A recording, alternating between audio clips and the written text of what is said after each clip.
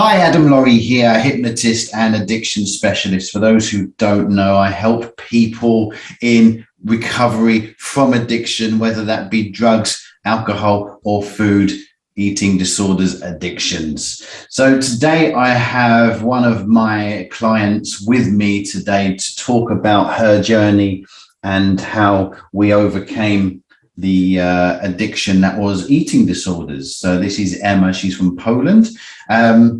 We changed her name because she didn't want to be identified. So we've changed her name. Her name is Emma. So welcome, Emma. Hi, Adam. Hello. Thank you for coming on. I really appreciate your time. I think it's going to be a really good thing to tell and to speak about this, so people listening and going through what you went through can relate and they can see that there is a solution out there. So I thank you for that. So a lot of people, when we talk about eating disorders, they say, it's just an eating disorder. It's not an addiction. Would you say it's an addiction? Well, definitely. I mean, I went through different types of the eating disorder, and sugar addiction is sugar addiction, and it has a big part of my binge eating disorder. And on the other part on other extreme, when I was starving myself, then there was that feeling where I was addicted to also the starving, and I was sort of addicted to feeling really empty. So I think any spectrum, because I experienced eating disorder in terms of starving myself, to binge eating, to chewing and spitting food, and all sort of mix. I think at every stage there was I just was addicted to that behavior, and I couldn't stop, and it always turned into different extreme, and so it was addiction for me, really. Yeah, and how old were you when you realized you had this eating disorder, and what do you think was the cause? I mean, it started really innocently when I was teen. I think I was 13. I was just like really going through puberty, and I was starting to have curves like other girls, and I just was taking make out for getting fat, which I really was not, looking back. But then I started dieting back then. But when I realized I had a problem, I think it was like 2-3 years later, when I kept starving myself and binging eventually. So I think 3 years later, when I was like 16 probably, I realized I had a problem. Yeah. And what did the eating, that you say that you was binging, you were chewing and spitting, doing all of the things that are associated with eating disorders and restriction. How do you think that made you cope? Why was it you used those things? What did it help you with? Well, I mean, I wasn't happy with myself. I always thought I need to lose weight. So I wasn't particularly thin, but I wasn't particularly fat to start with. But I just was really unhappy. So this was like my tool to lose weight. But at the end, it became such obsessive behavior. Like I then could not literally do a single day without binging or without chewing, spitting, or like when I had other extreme, when I was starving myself, I went, for example, like 20 times per weight scale to really see how is the weight shifting. It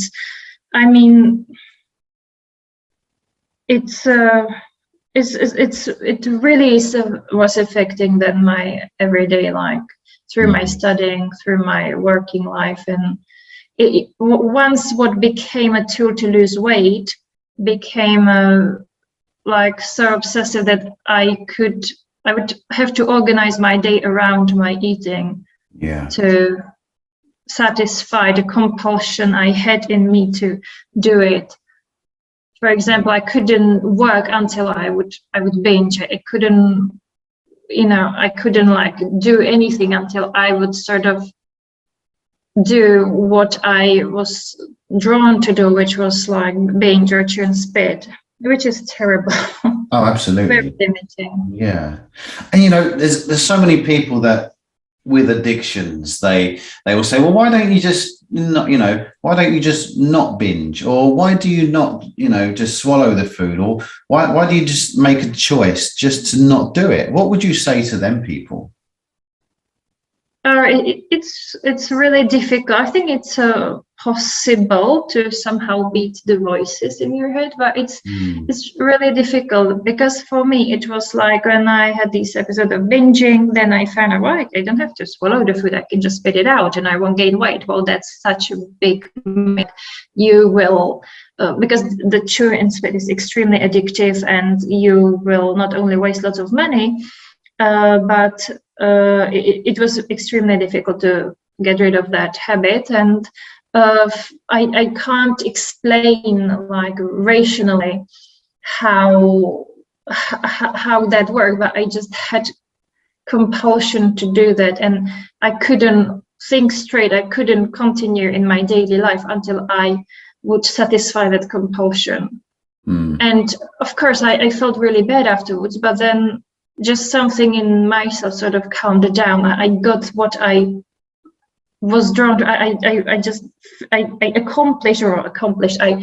I satisfied that huge need that drove me crazy, and then I could get on with my day. Yes, I was upset, I'm really unhappy, gaining weight, but then I could do what I wanted to do. Like, for example, I couldn't focus on my work until I would eat the one biscuit that was hanging around, like, or was in the cupboard, or I know there's particular food in the fridge, and I could not do anything at home to work until I would just eat it, or I would chew and spit it.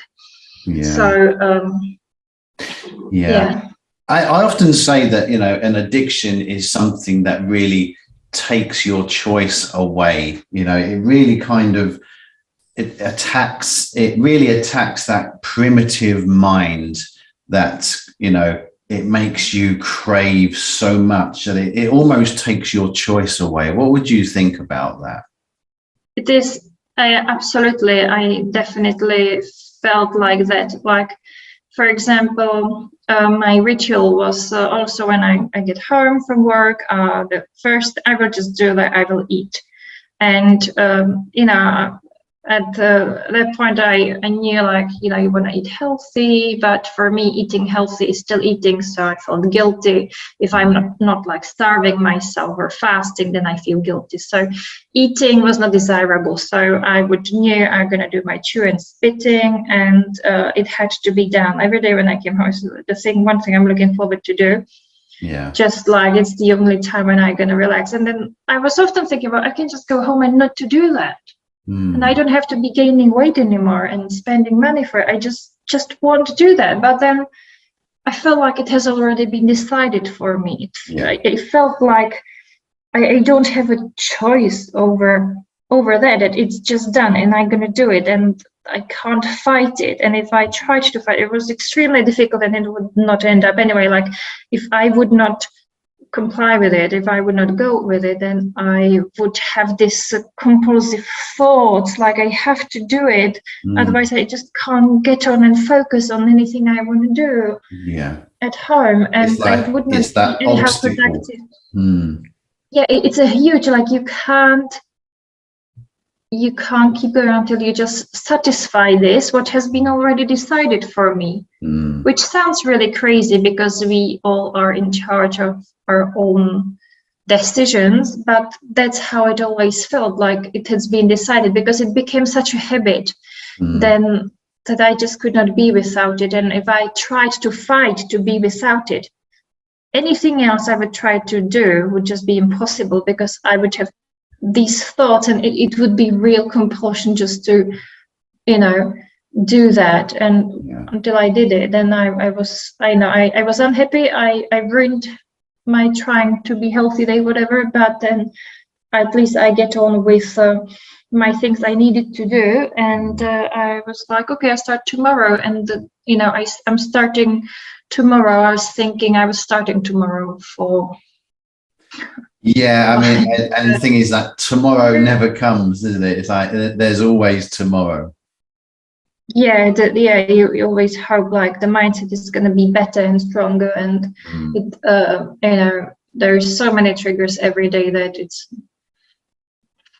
I don't think there is a tomorrow that's ideal, really. And what were those triggers for you? But like anything, just eating people around me too, like seeing people who ate around me. It's like the problem with eating disorders is that we need food to exist. Yeah. So you can't just cut it off. Problem for me was that I was just most happy when I was just really starving myself, just not eating anything, because then I knew I was doing the best for me. I mean, that's what I thought. Yeah. And so if I would just eat even healthy, I would just feel immediately guilty, and I would be like, oh, just fuck it, then like I failed. So I may as well just like binge or choose to do whatever, and I start tomorrow. And you can keep going like this for years. Yeah. And being extremely unhappy. And maybe for someone who didn't suffer with eating disorder, it seems like silly. But I think for people who feel so, in those chains, they maybe understand how bounding and how limiting this is. The thing, especially like when the reason for it is like because I would always want to drop the weight because it led me to gain weight and made me even more desperate. It would not be like it's good just if you're content with yourself and happy with yourself, but it's like I would not be happy, and I like would not allow myself to be happy with the size I was, so it would make it even more difficult. Absolutely. And I think it's interesting what you say about the difference between like with the eating disorder. It's that you cannot survive without food, and you need food, but food is that one thing that makes you feel terrible about yourself, but it's the one thing we all need. And I think that is one of the main differences from, say, alcohol or drugs. Nobody needs alcohol, nobody needs drugs, but everybody needs food. And I think that it can make it one of those things where you say, I need that thing, which is making me feel really bad about myself. And that can be kind of a really confusing kind of obstacle in your life. Yeah, the problem is also if I was like, okay, then I just will be eating healthy. But to be sincere, look around. If you just go outside, it's like burgers, pizzas, ice creams. Like there is not really that many choices for healthy options in the place where I live. And the work is the same. And so if I wanted to just be really healthy, I'm not going to make a big deal from eating. I will just, because I have to eat, and I try just everything. And it's like, okay, just going to be eating healthy and meal prep. But then in my case, it led to such obsession with food. And like, I don't know, it just made me think of the food, only food all the time. Then again, like I couldn't get out of this eating disorder obsession, because like I couldn't eat the food at work because it was not 100% healthy and clean as I would visualize. Then it made me being obsessed with that, and like just thinking all the time about food, and like bringing like tons of containers with food that is clean and I can eat. To me, it brought to like another extreme, being obsessed with it. And like I can't live happy and easy because I just have to carry food around me all the time. And then I was like, I'm not really hungry, but then I prepared this healthy meal, then I have to eat it. And it's just like I was just confused, and it wasn't getting anywhere. But part of it is because it's all this junk on every corner that is exposed. Like have a pizza, have chips, it's not really helping. I And think that's all the absolutely right. adverts for chocolate, like you just watch telly or something, or you watch some of your YouTube videos, you like your favorite YouTuber, and then the advert is like a Lindt chocolate or some other, like, you know, adverts for food.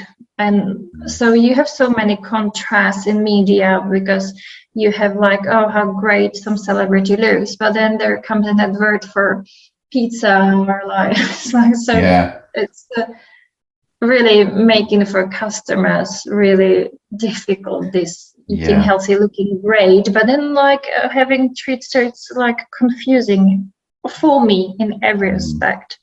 That's absolutely right, because everywhere you go, you are shown images of how you should look, but no one is encouraged to eat healthy. Everyone is encouraged to eat McDonald's, eat Burger King, eat chips, eat Mhm. pizzas. It's really a contradictive kind of advertising, because all these models on magazines, on billboards, this is how you should look, this is how women should look, this is how men should look. But then Mm. it's like, well, show us what we should be eating. Yeah, but yeah, then you get all these like diet pills and milkshakes to lose weight, and it's another business itself, isn't it? And Yeah.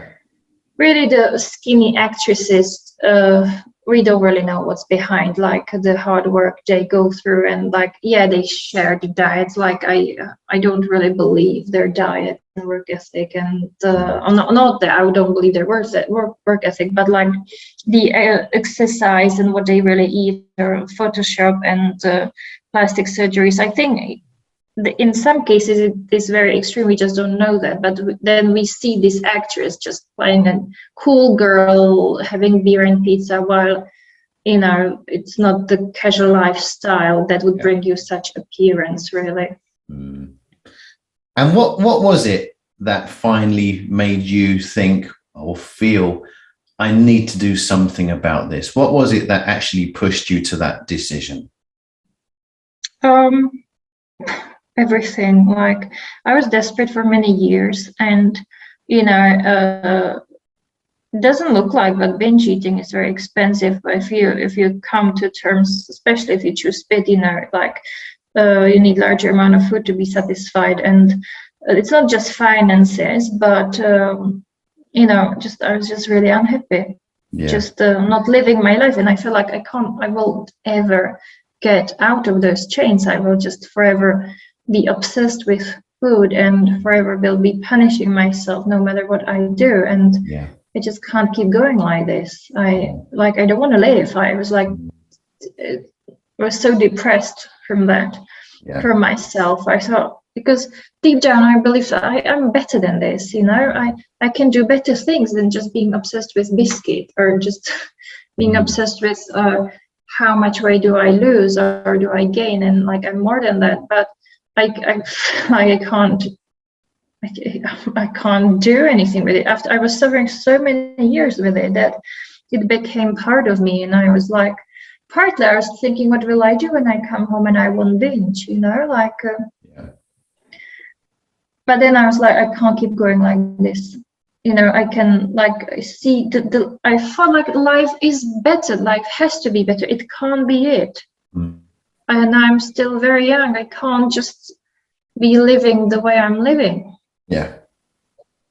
And so what made you give me a call? Well, the truth is that I saw, like, I watched many videos on YouTube, and I heard about like hypnotherapy, because I saw some of the people who really struggled just found it really helpful just to undergo hypnotherapy. I'm like, like what? Like, I would try any restrictive diets, and all possible exercises, it wouldn't get me anywhere. And I thought, like, the problem is always in the mind. I think no matter what, it always starts in our brains, like in our mindsets. And I thought, like, if I will get that right, then maybe the rest of my life will sort itself. And I thought, I just have nothing to lose by trying this. And yeah, so then I found you, and because you're specializing in this problematics, I thought it's ideal. And what So was you your would know what I go experience? through.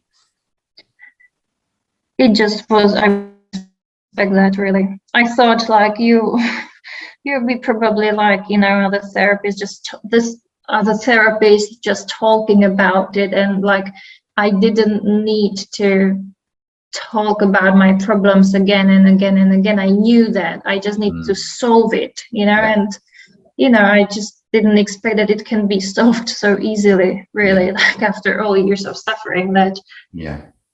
it actually takes so little.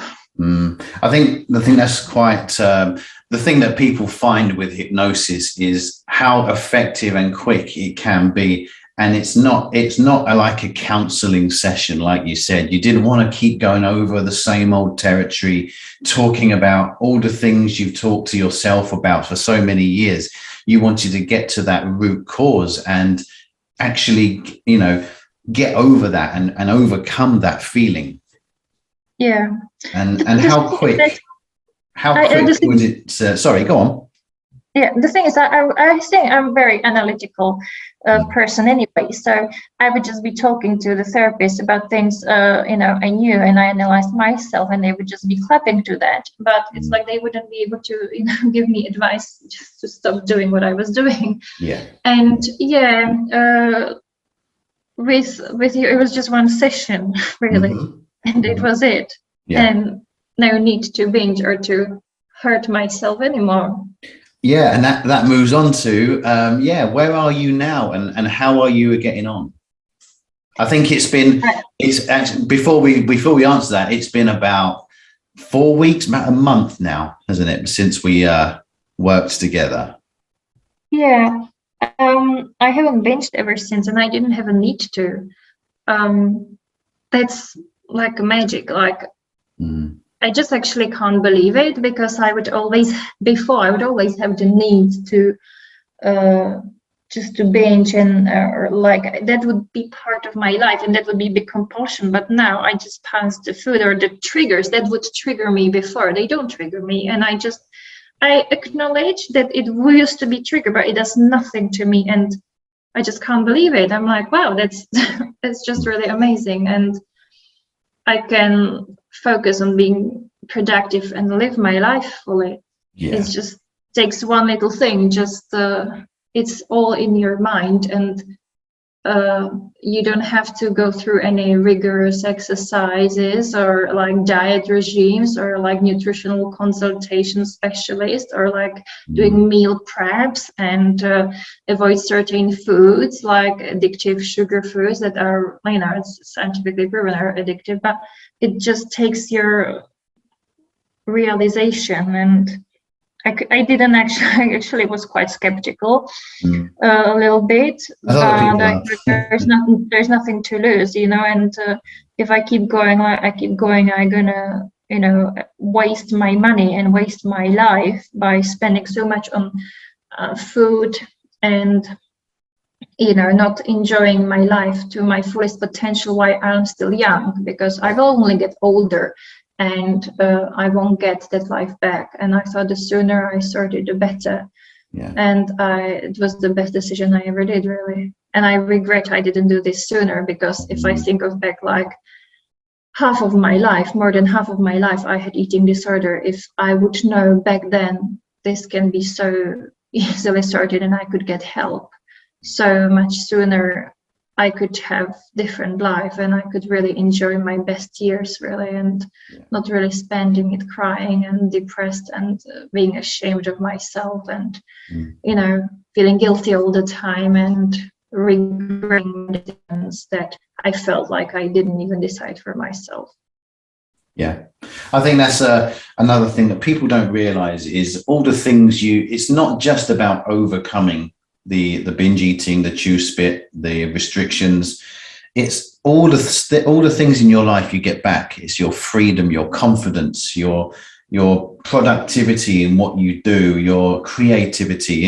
You are free from all of them kind of things that held you back.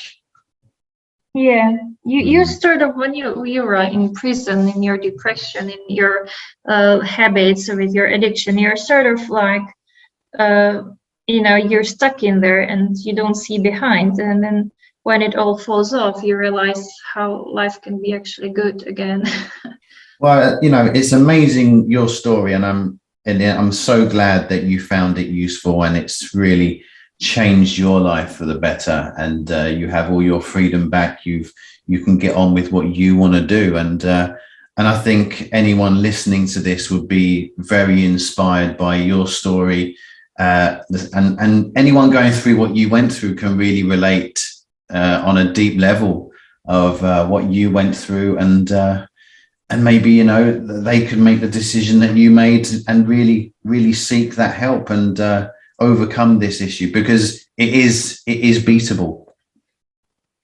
Yeah, the thing is, what I found with this hypnosis method is that it's no fight necessary. Like it's just like you press the right button, like you put the right key into the right door, and the things just start to fit in themselves. You don't have to fight it anymore. Like before, I just have to fight and try to resist, and it would be so difficult. And now it's just it's no trigger anymore. It's no temptation. It's just